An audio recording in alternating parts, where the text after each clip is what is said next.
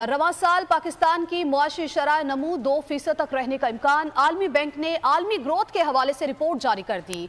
2021 था 2022 में शरह नमू 6% रिकॉर्ड की गई थी। आलमी बैंक की जानिब से ये रिपोर्ट जारी की गई है।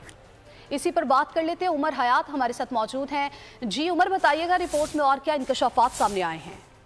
बिल्कुल जी, ये रिपोर्ट जो आलमी शरह नमू के हवाले से जारी की गई है आलमी बैंक की जानिब से, इसमें खास तौर पर जनूबी एशिया का जो चैप्टर है उसमें ये बताया गया है कि पाकिस्तान की जो मईशत है और ख़ास तौर पर जो शरह नमू है जनूबी एशिया के खित्ते में श्रीलंका के बाद दूसरे नंबर पर वर्स्ट तरीन है।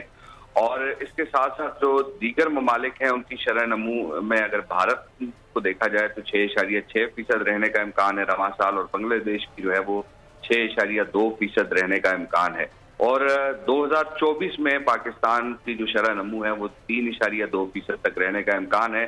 और अब ये 2% शरह नमू यकीनी तौर पर पाकिस्तानी मईशत की जो खास तौर पर सैलाब से मुतासरा इलाके हैं वहाँ पर जो ज़री शोबा सैलाब से मुतासर हुआ है, इंफ्रास्ट्रक्चर जो है वो मुतासर हुआ है, तो इस हवाले से ग्रोथ में जो है वो कमी का इम्कान है। जी ठीक है उमर हयात, आपका बहुत शुक्रिया, आपने हमें तफसीलन आगाह किया।